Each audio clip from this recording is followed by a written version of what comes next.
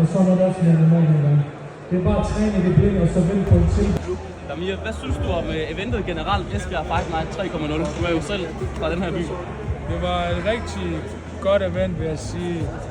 Jeg har i hvert fald ikke, i Esbjerg har vi ikke haft sådan et godt event før. Især arenaen her, Blue Water Doggen, som er Team Esbjergs hjemmebane.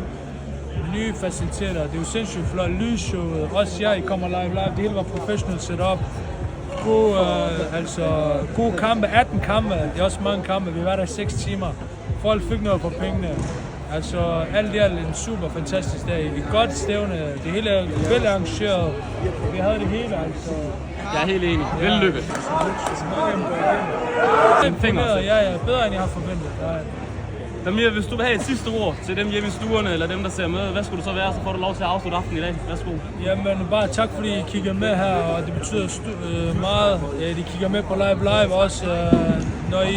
Når I ser MMA, og når I kommer til stævner, så støtter også op om sporten. Det vil sige, at I giver også mulighed til andre fighter at stille op, så i fremtiden vi kan have flere fighter internationalt, både hjemme og internationalt, der kan respektere Danmark. Og det er jo sådan, man bygger fight op, ved at støtte de lokale stævner. Om det er at komme til stævnerne, eller betale for en pay-per-view. For i virkeligheden, det er små penge for så meget underholdning, så mange timers underholdning. Og så mange timer, I lægger i det. Ja, lige præcis. Og ved du hvad, det er verdens bedste underholdning, ærligt. Jeg ser ikke andet end MMA, fordi jeg synes, det er det verdens mest spændende sport. Jeg kan ikke gå tilbage. Al respekt til fodbold, jeg kan ikke se fodbold. Der sker bare ikke så meget. Du ved, MMA det er min sport, og du ved, det er ikke for sjovt, det er verdens hurtigste sportsgren.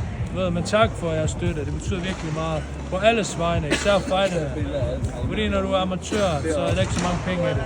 Folk gør det her af egen vilje, lægger meget tid i det, og alt for at komme op og du ved, give et godt show. Så. I hørte det fra Damir. Støt næste gang, støt sporten, støt live. Ses næste gang.